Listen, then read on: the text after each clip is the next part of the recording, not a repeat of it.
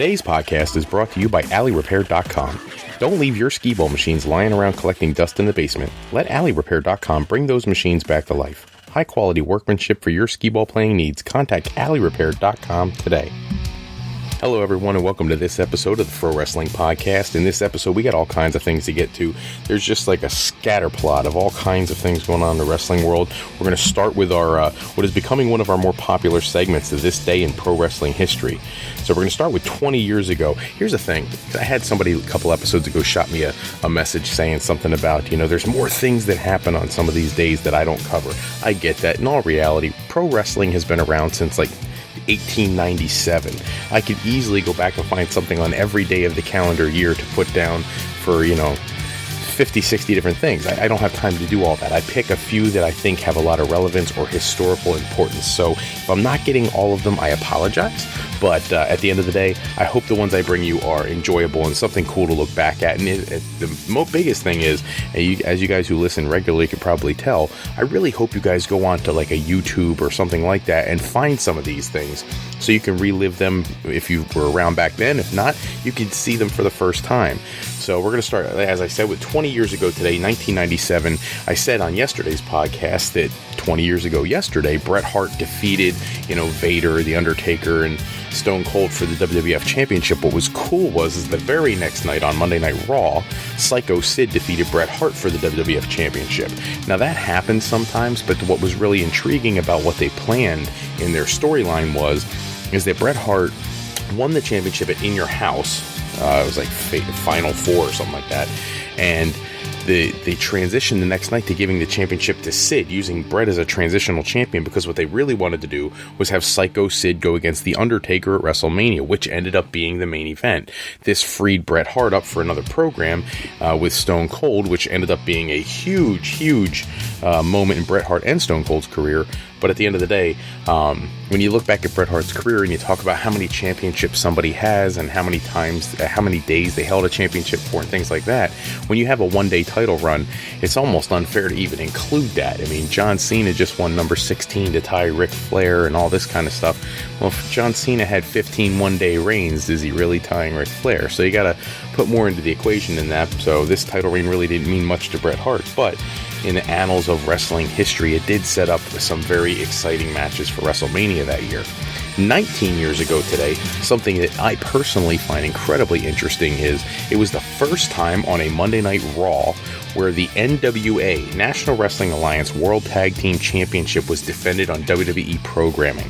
So at the time, they had this short-term working agreement with the National Wrestling Alliance that they were going to feature NWA talent and championships on WWE programming. Jim Cornette was a huge part of this angle, and what ended up happening was WWE contracted wrestlers who recently returned back in November, for those who remember on SmackDown.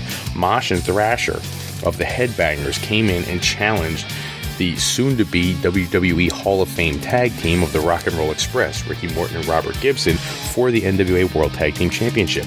This not only was the first time the belts were defended on WWE programming, but Ricky and Robert would go on to lose those championships to Mosh and Thrasher in the match. So for people who, as a child, I remember looking back and you'd always see the champions in the ring and you could really identify with some of the championship belt designs. The NWA World Tag Team Championship belts always looked really prestigious. They looked real regal to me. I loved seeing Arn and Tully carry those belts, and the Road Warriors and the Rock and Roll Express, and just different teams who held those championships. Those belts were always very important to me as a child when I would watch Worldwide on Saturday mornings, or 6:05 on TBS. So seeing those same belts on WWE programming, very strange at the time. So that was another cool thing 19 years ago. And then 15 years ago, in 2002, monstrously important night for pro wrestling, because that was the return to the WWE of Hall, Nash, and Hulk Hogan when they came back as the NWO. This was the evening that they came out. They cut a promo in ring. I remember listening to Jim Ross talking about them running like a pack of dogs, and they were going to be a cancer and this and that. And that night, the main event of No Way Out was Stone Cold Steve Austin challenging the then unified world champion Chris Jericho, who was the guy who beat Austin and beat The Rock in one night to be the first undisputed champion.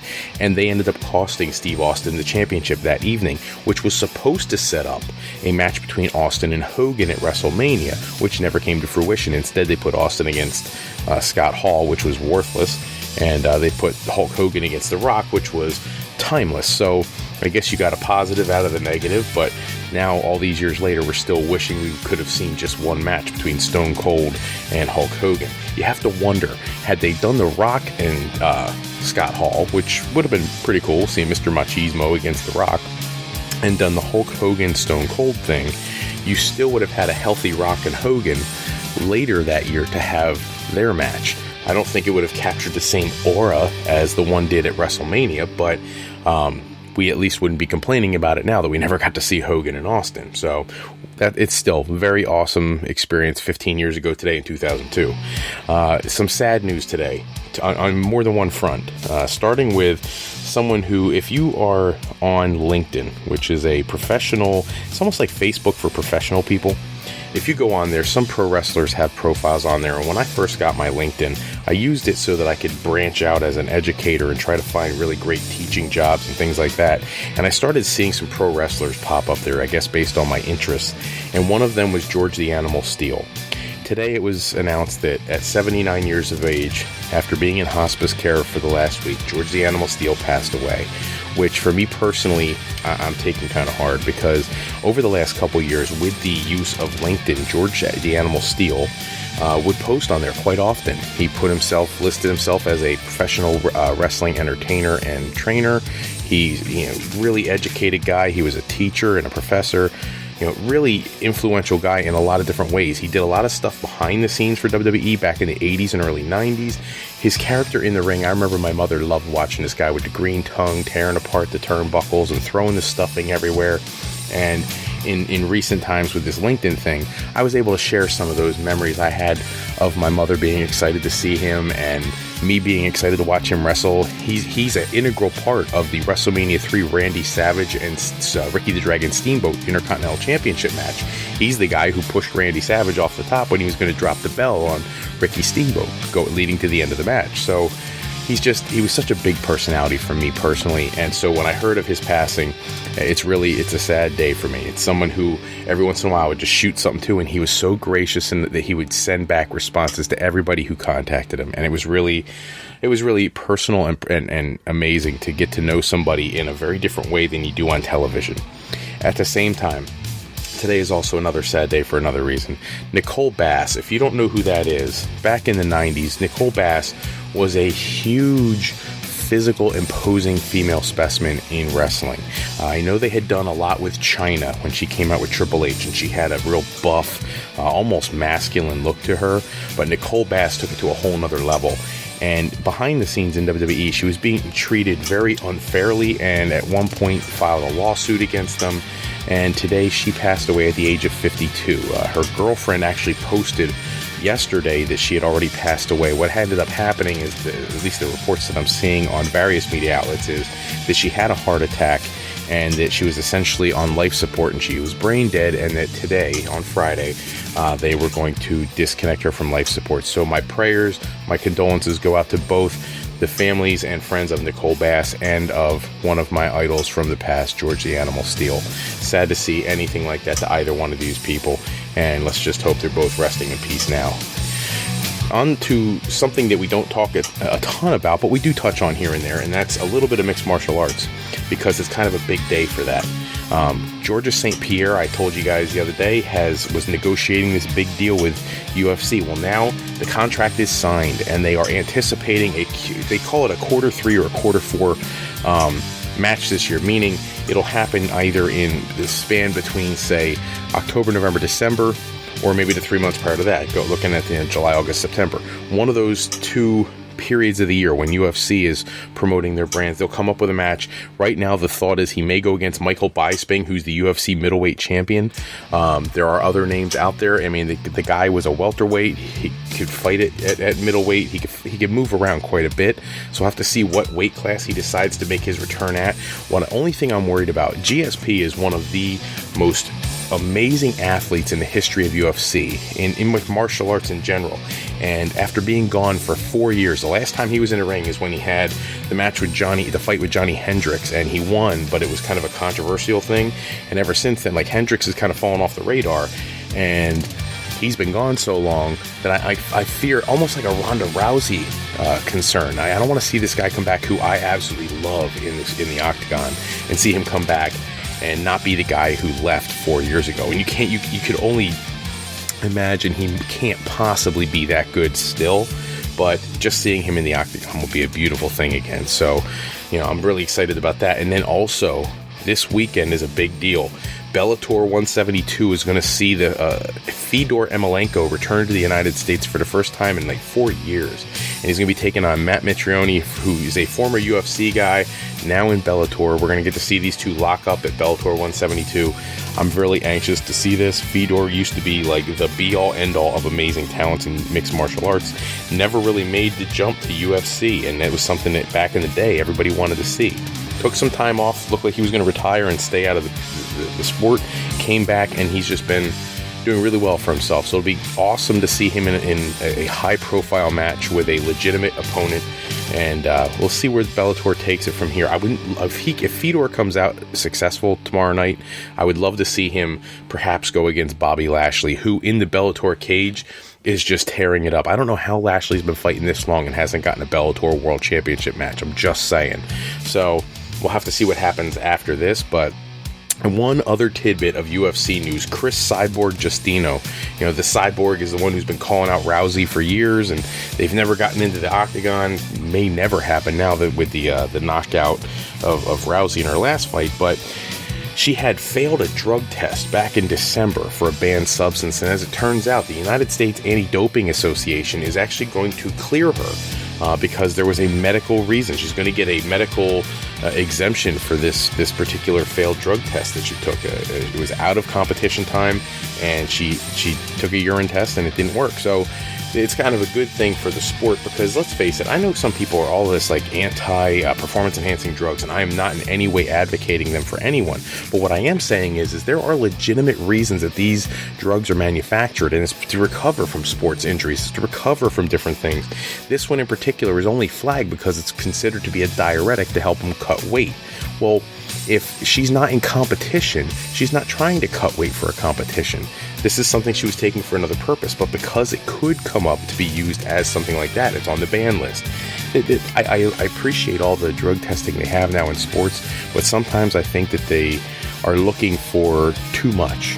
If somebody's not competing anytime soon, you really have no business being in there trying to figure out what they're doing. If they hulk up for 6 months and then they come back and they've had to come off the juice for the next 6 months, what effect are they really getting by the time they get into the octagon?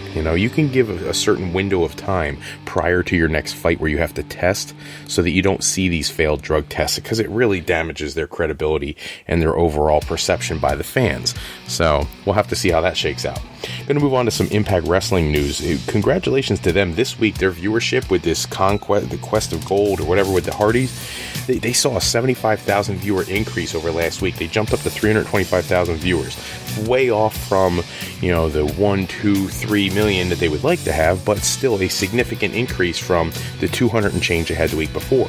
To help them a little more, Jeff Jarrett and the Impact Wrestling president were both overseas in the United Kingdom trying to secure a television deal. They're trying to work out some arrangements, potentially with ITV, who is a network over there who's wanted to bring wrestling back to the UK for quite some time, and they want a big company. This would be a great deal for both. It's amazing to me that after leaving TNA and Impact Wrestling under the terms that he did, Jeff Jarrett seems to be very much focused on their success, and I know he still has Global Force Wrestling in the back of his mind, and I can't imagine how he separates his interests in a way that he can be truly committed to both of them. But he seems to be doing a really great job with that, and kudos to him. I'm kind of like Jeff Jarrett. I know I'm in the minority. A lot of people have issues with him, but I kind of like the guy because I think he's wrestling to his core, and that's a beautiful thing. That's what we need to help some of these smaller promotions get bigger and put up some real competition to the WWE.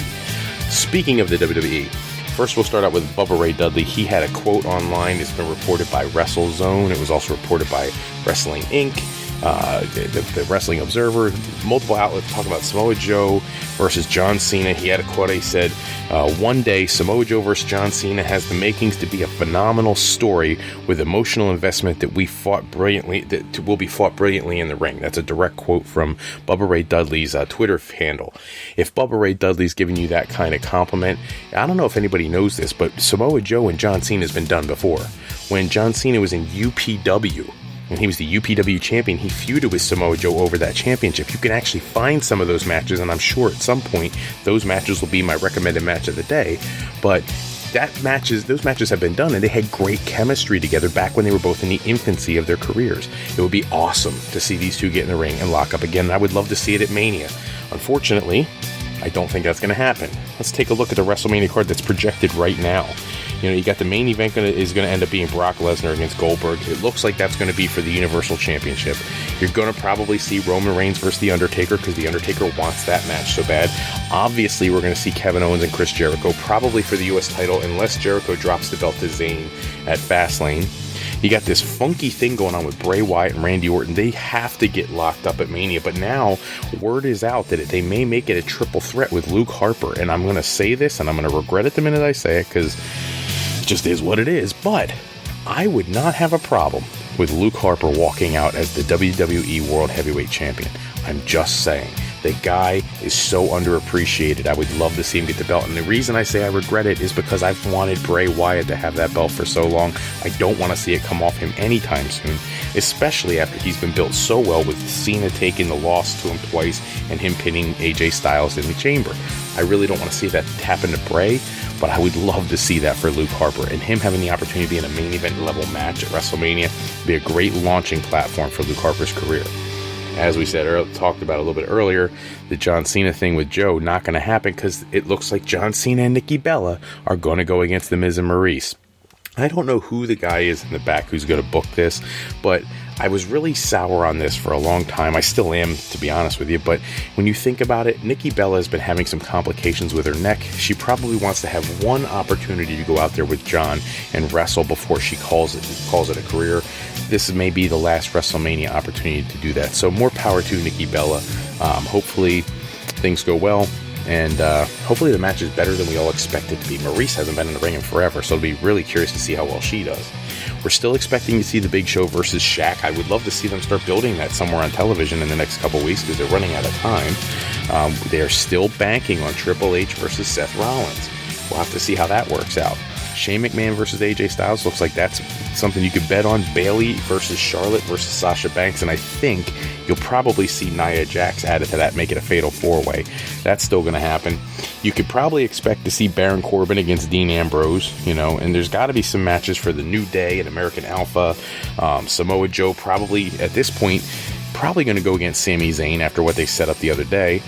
Gallows and Anderson still need a match. There has to be something for the cruiserweights, possibly the match with Austin Aries and Neville, but it could be a gimmick ladder match so you can get Aries and Neville in the ring at the same time and get some cool stuff with them, but still highlight some more of your cruiserweights to help build the 205 Live brand. But you also have the Andre the Giant Memorial Battle Royal. And if you look at the talent pool in WWE, there's only a few people who could win that. And of all the names I just said for all those matches that we're supposed to bank on for Mania, the remaining roster, I'm just going to run down real quickly. We got Aiden English, Apollo Crews, Big Cass, Bo Dallas, Cesaro, Kurt Hawkins, Curtis Axel, Dolph Ziggler, Epico, Enzo Amore, Fandango, Goldust Heath Slater, Jack Swagger, James Ellsworth, Jimmy and Jay Uso, Kane, Kalisto, Connor, Mark Henry, Mojo Rawley, Primo, Rhino, R-Truth, Rusev, Sami Zayn, unless he does his match with Samoa Joe, Sheamus, Simon Gotch, Titus O'Neil, Victor, Tyler Breeze, and Braun Strowman. So who wins that battle royal? If you ask me, it's Braun Strowman. because I don't see another main event talent out there who doesn't already have a program that's supposed to work out for Mania. That leaves Strowman with nobody. So going from a guy who was being talked about going against The Undertaker at one point, and then potentially against Reigns at one point, now he's going to be thrown into the Battle Royal. It blows my mind. Now, if you're trying to pad his resume for a future stardom, I guess you can give him the Andre the Giant win, and just like Baron Corbin, next year we'll see him in the main event title picture, but it seemed like they were going to fast-track him to the title at some point sooner than later this year, and now with this, it may be postponing a little bit, so we'll have to see how that works out. Maybe some of that's the anger from McMahon over his promo about wanting a title shot instead of a championship match or whatever, but whatever. But if you're booking WrestleMania, there's not a lot of people left to make a case for that Battle Royal. Only one tidbit of international news. We announced a couple episodes ago that the Pro Wrestling Noah from Japan had brokered a deal with Impact Wrestling. Well, they announced that Eddie Edwards, Moose, and James Storm are going to be appearing on their show. Now, they have a few more details, not a ton. The details are the matches will take place on March 14th, and it will be called The Great Voyage 2017 for Pro Wrestling Noah. I love this. Anytime the Japanese wrestling talent gets to interact with the American talent, the talent exchange thing, I love that. It gives us some new people to look at here in the States on WWE or Ring of Honor or TNA or whoever's programming, and then over there it expands our global presence here as our American wrestling style, which in a lot of places they wrestle very differently. If anybody watched that UK tournament, like they didn't wrestle like American wrestlers, they just didn't. They have a totally different style. German style is very different. Lucha Libre is different. The Porosu, the strong style, they're all very different. So to see these different styles clash in these different talent exchanges is awesome. I want to touch on something that is kind of new. I asked you guys to give me comments and feedback after the last episode, and I got some. I want to send a special shout out to Pro Wrestling News. That's the YouTube tagline he put out there. I asked you guys to tell me if you're going to book Kurt Angle in a match coming back to WWE, what would you do? And this Pro Wrestling News, he's got Kurt Angle booked against John Cena at WrestleMania. Yeah, that's what he wants to see, and I can see that because they have torn the house down before. If you're going to bring it back one more time, you bring somebody the caliber of Kurt Angle with somebody like John Cena. If you think about it, both people could easily be the winner or could easily be the loser. You got Kurt Angle returning, so he's older. You could argue that that's why he would lose, versus John Cena, who's the part-timer, who's now taking clean pinfall losses in multiple pay-per-views in the last year. So it could be a very interesting match if they would make that happen. Custom Titantrons 101, a very good buddy of mine. I love it that he's on here all the time. He's so loyal to the podcast. Thank you so much, buddy. Please keep spreading that word.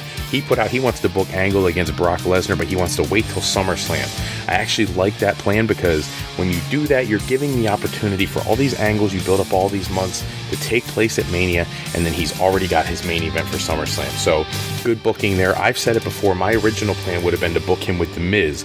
It would have freed up Cena for a different match. Could have done the Samoa Joe match with John Cena. I would have been okay with that because there's no cross-promotional match on the card yet. But if we run with what WWE has already put together, there's not a lot of people left to put in a high-profile match. I don't even know who I would book Kurt Angle against because there's really nothing left. It's on the level that would be believable for an awesome match with Kurt Angle. I mean, he could have an awesome match with pretty much anybody, but who are you going to put him with? You're going to put him against Samoa Joe? You're going to give that dream match that quick with that short a time to build? That might be the only thing that I could see on the card. But then what are you going to do with Sami Zayn? Put him into the Battle Royal? Or are you going to have a ladder match with a briefcase for a world title shot or something of that nature? I don't know. We'll have to see. This episode's look back match. I talked about briefly, sort of, kind of, half of this match. And looking back, we'll see that in a future episode. But in this match, look up The Prototype. Go to YouTube, look up The Prototype versus Leviathan. The Prototype is John Cena. Leviathan is Batista. And this is the two of them back when they were in Ohio Valley Wrestling. Long before WWE, John Cena's got a whole different hairdo. They both have managers. Cena's a bad guy. It's crazy. But when you watch the match, understand that it will start out with John Cena going against David Flair for some reason. It's about a 15-minute match. So they got Cena versus David Flair. Then it flips over to Batista against some schmuck who we don't need to worry about. I can't even remember who it was at this point. And then eventually it transitions into Cena versus Batista, which ends up being a really cool finish to the match. There's one of them is the champion, one of them is the challenger. You get to see if the championship changes hands and see there's an interview that's done after the match Jim Cornette is on commentary. Cornette is always awesome on the camera, so check out that match. John Cena versus Batista, way before they were John Cena and Batista. The Prototype versus Leviathan. Please, guys, give us a subscribe. Give us some reviews. Give us thumbs up on YouTube, Facebook, wherever you pull this stuff up. We're cool with it. But anywhere, please, every subscribe you get helps us out. We're trying to get to 100 subscribers in such a short period of time. We started this podcast the beginning of January, and it's already at 50 subscribers. We want to see it jump to 100. That would be a beautiful thing. We really would appreciate that. So if you know anybody who is a wrestling fan who's not already listening to this podcast, by all means, spread the word, because the word of mouth is the only reason we're growing at all.